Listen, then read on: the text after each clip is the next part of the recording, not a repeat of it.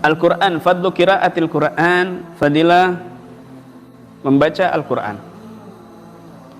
Qala sallallahu alaihi wasallam, Nabi sallallahu alaihi wasallam bersabda, afdalu ibadati ummati tilawatul Quran. Ibadah yang paling utama umatku adalah membaca Al-Quran.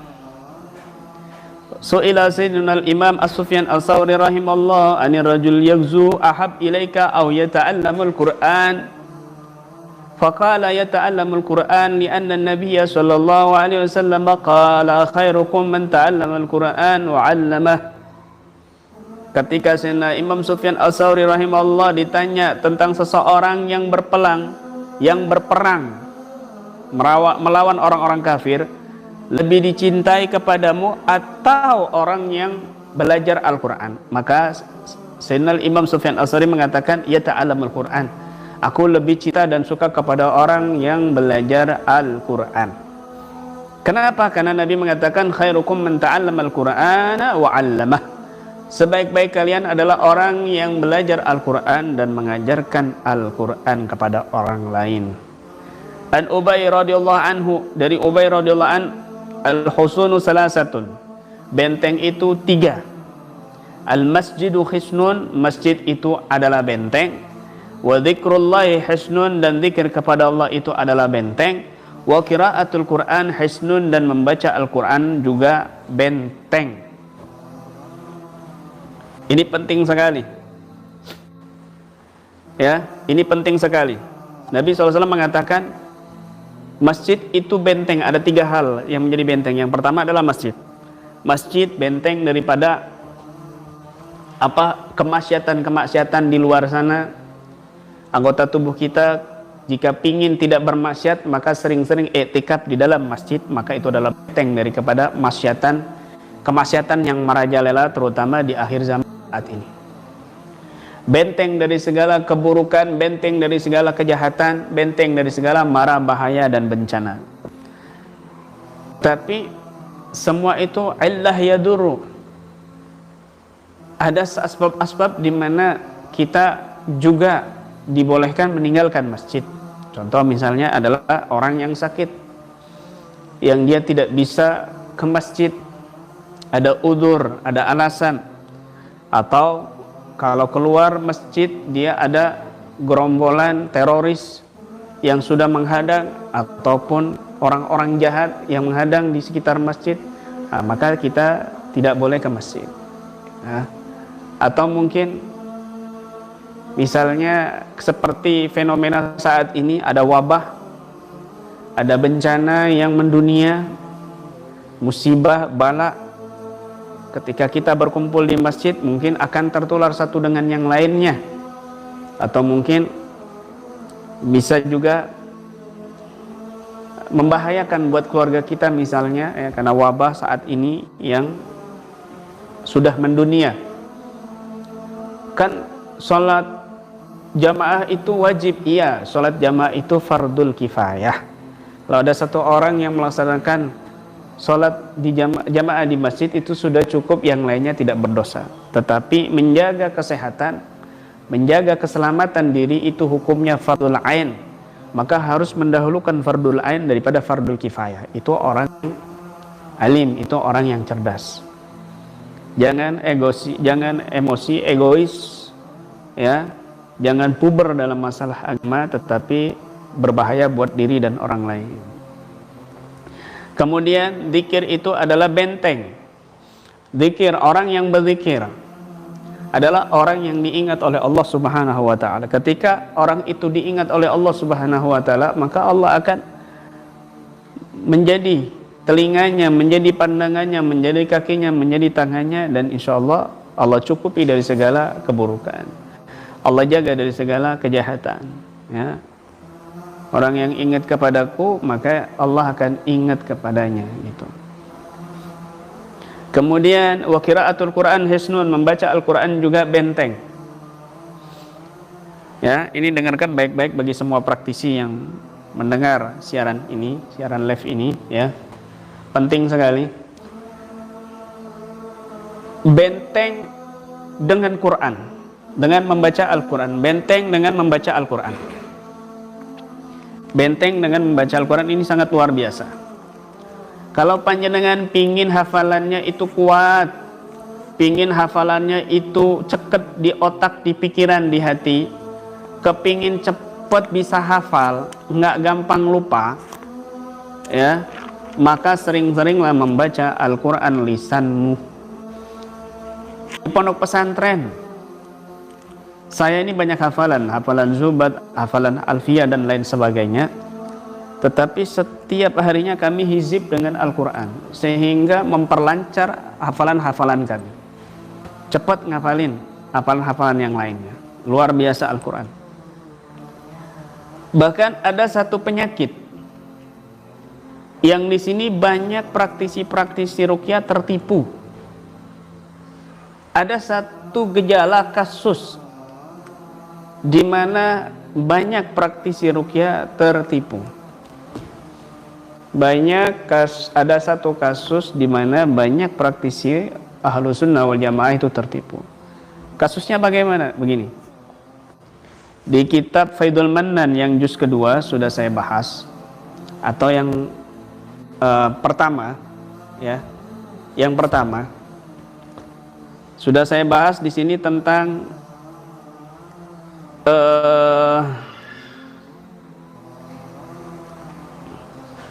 reaksi-reaksi ruqyah. Reaksi-reaksi ruqyah. Ada kasus reaksi yang ke-11 yaitu ngomel dan ngoceh. Ini kan ada 3 penyebab. Yang pertama, kalau ada pasien di ruqyah kemudian dia ngoceh terus, dia ngomel terus, atau ada orang tua kita sudah tua, nenek kita sudah tua, terutama nenek-nenek ya paling sering, kakek-kakek jarang, atau kadang ibu kita, orang tua kita, atau masih muda lah, reaksinya itu ngoceh, ngomel di rumah. Ini ada 3 penyebab, ya. Di kitab Faidul Mannan ini yang saya tulis juz 1 ini, halaman 30 ini menunjukkan jin benar-benar telah menguasai dirinya atau sudah mendarah daging dengan karakter dan sifat-sifat. Dan tanda mental pasien itu benar-benar telah lemah. Ya. Yang kedua, umumnya jin itu berada dalam pikirannya, dada dan rahang, mulut pasien. Ya. Yang ketiga, ini sering ditemukan yang ketiga. Apa itu? Kasus medis murni, ya, murni medis gangguan sindrom saraf karena faktor usia. Jadi kadang-kadang praktisi meruqyah orang yang ngoceh sudah putus asa. Sudah kami ruqyah kiai tapi tetap masih ada ngoceh-ngoceh, masih teriak-teriak dan lain sebagainya. Apalagi yang harus kami lakukan? Nah, berarti ini kasus yang ketiga, yaitu kasus sindrom otak pikiran. Dalam bahasa medis itu disebut demensia, penyakit tua, penyakit pikun. Penyakit pikun. Wallahu khalaqakum wa summa yatawaffakum wa minkum man yuraddu ila ardhalil umri. Allah menciptakan kalian, kemudian Allah juga mewafatkan kalian. Di antara kalian ada yang Allah panjangkan usianya sampai seburuk-buruk usia, sehingga mengalami hal-hal seperti anak kecil kembali. Dalam surat Yasin, wa man nu'ammirhu nunakkishu fil khalqi afala yaqilun. Wa man nu'ammirhu nunakkishu fil khalq. Orang yang kami panjangkan usianya, nunakkishu fil khalqi, aku balikkan di dalam kepribadian ciptaannya. Jadi orang kalau sudah tua, paling banyak mereka itu pikun, lupa perbuatan, jadi anak-anak kecil lagi, bayi lagi, kembali seperti bayi, ya. Penyakit demensia ini gejala-gejala awalnya tuh sering lupa, awal-awalnya sering lupa, sholat kadang juga lupa rokaatnya, itu nanti tambah parah lupanya. Sudah makan bilangnya belum makan, ya. Kalau gembul nggak mungkin lupa makan, pasti ingat kan begitu. Pasti ingat. Sudah mandi bilangnya belum mandi. Itu. Ya. Sudah nikah belum nikah.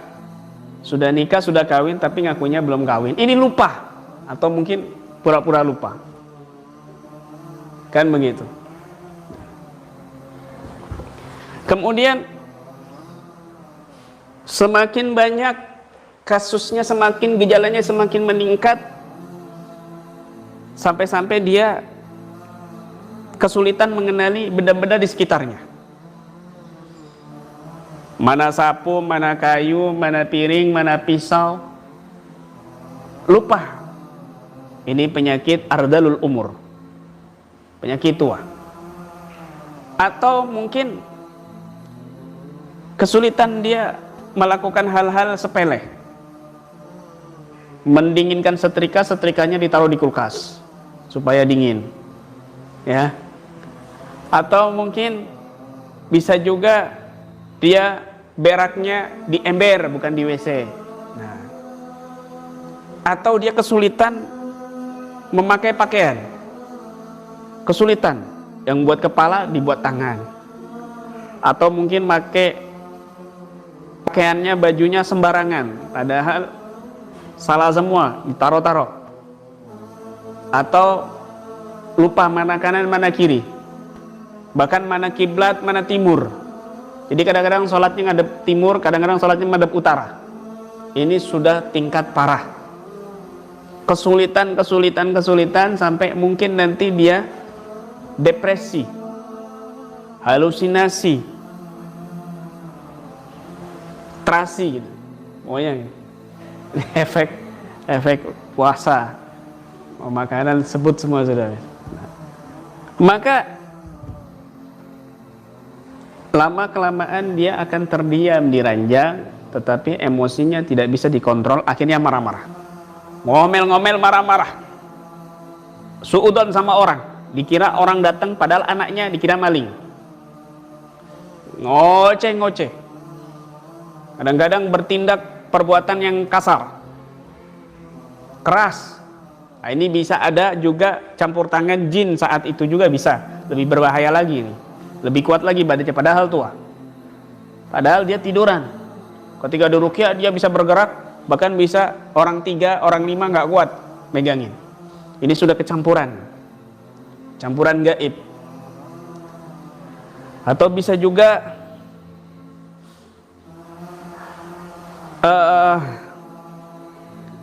dia melarikan diri, tidak betah di rumah, dia ketakutan, seolah-olah di rumahnya itu berbahaya. Atau ada memori di mana memori lama itu keluar lagi, sehingga yang diingat itu memori yang berkesan saat dia muda. Misal dia punya anak lucu sekali, imut, ganteng, dia ingat nak sekolah, ayo ini. Padahal anaknya yang sekarang sudah punya cucu. Yang diingat selalu dia terus ngucapin itu terus, padahal anaknya sudah punya cucu. Nah, ini ada satu memori yang mencuat. Tentunya memori yang berkesan di hatinya. Nah, penyakit ini juga berbahaya. Makanya Nabi SAW berlindung daripada penyakit ini. Allahumma inni a'udzubika minal jubni wa a'udzubika an uradda ila ardhalil umri wa a'udzubika min fitnatid dunya wa min fitnatil akhirah. Nabi berlindung daripada penyakit jangan sampai masuk kepada usia serendah-rendahnya usia, sehina-hinanya usia. Ada orang yang sudah lanjut usia tetapi masih cerdas pikirannya, masih sempurna bahasanya dan lain sebagainya. Ini orang-orang tertentu, mereka adalah orang-orang yang membiasakan membaca Al-Quran. Kata sahabat, man qara al-Quran lam tasir bihadhil halah. Man qara al-Quran lam tasir bihadhil halah. Man qara al-Quran lam yasir bihadhil halah. Barang siapa yang membaca Al-Quran, maka dia tidak akan bisa menjadi keadaan seperti itu. rutinkan membaca Al-Quran. Nah, makanya biasanya orang-orang yang kena penyakit demensia, mereka orang-orang yang cerewet. Di masa mudanya bawel, cerewet. Nah, tentunya orang-orang yang cerewet, bawel itu menunjukkan hati yang lemah. Hati yang lemah nih. Makanya sering terjadi pikun. Teriak-teriak, ngoceh-ngoceh itu nenek-nenek, bukan kakek-kakek. Sedikit. Secara tajribiyah, ruqyah, secara rihlah syifaiyah yang kami jumpai kasus-kasusnya itu kebanyakan mereka terjadi kepada perempuan, nenek-nenek. Ngoceh-ngoceh, ngomel-ngomel. Ini menunjukkan mentalnya lemah, psikisnya lemah. Ya, hati-hati. Biasanya masa mudanya itu dia cerewet. Masa mudanya dulu dia tuh orang-orang yang hatinya itu lemah kepada Allah. Nah, ciri-ciri hati yang lemah, nih perhatikan para perempuan dan juga yang lainnya, ciri-ciri hati yang lemah. Yang pertama, ya, ciri-ciri hati yang lemah kepada Allah. Yang pertama, kalau ada problematika hidup, dia bicarakan ke orang lain untuk mencari simpati orang lain kepadanya, cari kasihan orang lain kepadanya. Dicerita masalahnya itu, saya ini apes hidup saya ini, udah suami nggak kerja, saya yang kerja, saya yang ngidupin anak banyak begini, sengsara saya difitnah. Dia cerita ke orang lain masalah problematika hidupnya, apalagi semua problem hidupnya diceritakan ke orang lain. Ini menunjukkan orang yang hatinya lemah. Berbahaya nanti kalau sudah tua ini. Ini bisa penyakit demensia ini, penyakit tua ini juga bahaya sekali. Kenapa? Juga membahayakan untuk orang lain. Apa ya? Mengganggu ketenangan orang lain. Ngoceh-ngoceh, teriak-teriak, tetangga kanan kirinya nggak bisa tidur. Ngoceh-ngoceh, wah. Akhirnya banyak, kalau di Jepang ditaruh di panti jompo. Bahkan malah ada yang menyediakan bunuh diri, tempat ruangan bunuh diri, diracun atau ditembak. Nenek-nenek yang sudah tua, bahkan ada lagi dibuang ke hutan, dibiarkan ke hutan, mati sendiri, dimakan serigala, apa dimakan macan dan lain sebagainya. Kenapa? Karena mereka sudah kewalahan, capek. Padahal di Islam kita tetap harus bersabar, dan itu kesempatan kita untuk berbakti kepada kedua orang tua kita. Meskipun itu salah orang tua kita dulu.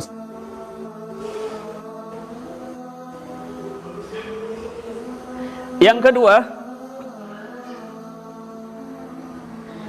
kedua,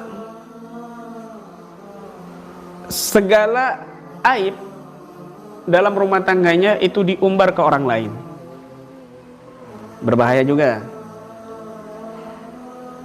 Yang ketiga, tidak pernah menangis ketika baca Quran atau berzikir, tapi nangis kalau nonton sinetron India, drama Korea. Nangis. Tapi kalau baca Quran nggak pernah nangis. Kalau zikir istighfar, Astagfirullahaladzim, nggak pernah nangis. Malah kepingin cepet dia baca istighfarnya. Tapi kalau nonton sinetron India dan drama Korea, menteteng matanya, keluar air mata. Ini awas, ini menunjukkan tanda orang yang hatinya lemah kepada Allah. Yang keempat, kepoan. Dalam bahasa kitabnya itu, bahasa tasawufnya fudulul kalam, kepo. Ada apa-apa pingin tahu. Ada tetangganya beli cincin, udah tahu duluan belum nyampe rumah. Tetangganya ngapa-ngapain, dia pingin tahu. Yang dicari itu aib dan kesalahan orang lain, tetangganya. Semuanya itu dia kepo apa-apa. Ini menunjukkan hati yang sudah parah sakit dan juga lemah hatinya kepada Allah Subhanahu wa taala. Kemudian jarang zikir.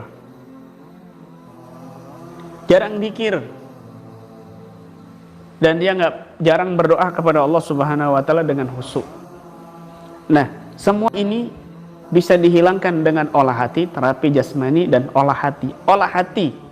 Idza saluhat saluhat sairul jasad wa idza fasadat fasadat sairul jasad kullu. Kalau hati ini sehat, anggota tubuh sehat. Kalau hati ini sakit, tubuhmu juga sakit. Dan nanti ketika usia tua itu berbahaya. Salah satunya penyakit demensia atau penyakit pikun. Dan pikun itu bukan gejalanya pikun aja, bisa yang lain. Bisa seperti tadi itu. Makanya perempuan, ya, nasihat buat praktisi perempuan dan semuanya yang mendengarkan pengajian online ini. Kuatkan mulai dari sekarang hatimu kepada Allah Subhanahu wa taala. Serahkan segala urusan apapun, usaha apapun untuk kehidupanmu itu, serahkan hatimu dulu kepada Allah Subhanahu wa taala. Titipkan hatimu itu dulu kepada Allah Subhanahu wa taala. Kalau kamu sudah titipkan hatimu kepada pikiranmu, kenapa? Karena kamu fokus kepada Allah Subhanahu wa taala. Fokus kepada usahamu. Usahamu yang benar sesuai syariat Islam. Begitu. Maka orang-orang yang hatinya tenang kepada Allah, maka dia insya Allah hidupnya tenang. Sering ingat kepada Allah, ada apapun masalahnya ingat kepada Allah. Itu zikir. Alladzina tatma'innul qulub, ala bi dzikrillahi tatma'innul qulub, ala bi dzikrillahi tatma'innul qulub. Ketahuilah, dengan zikir kepada Allah, ingat kepada Allah, hati akan tenang. Hati akan tenang. Bukan dikit tapi nggak tahu maknanya, tapi nggak tenang hatinya, bukan begitu. Ada masalah apapun dia ingat Allah. Ada masalah problematika sedikit, sekecil apapun dia ingat Allah. Ini namanya zikir, ingat kepada Allah Subhanahu wa taala. Bukan cuma sekadar di lisan, tetapi di perbuatan. Di perbuatan, apapun yang terjadi dia ingat kepada Allah Subhanahu wa taala, maka ini hati yang kuat kepada Allah dan akan dihindari dari segala penyakit yang seperti ini. Ini berbahaya, ya. Perlu dipahami itu. Inilah yang dikatakan bahwa qiraatul Quran hisnun, membaca Al-Quran adalah benteng. Ini kesempatan kita di bulan Ramadan untuk membaca Al-Quran. Kesempatan kita di bulan yang suci ini untuk menghatamkan Al-Quran sebanyak-banyaknya, untuk membaca Al-Quran sebanyak-banyaknya dengan tujuan ta'abbud, ibadah kepada Allah Subhanahu wa ta'ala, dan juga niat kita tabarruk, mengambil barakah daripada bacaan Al-Quran kita.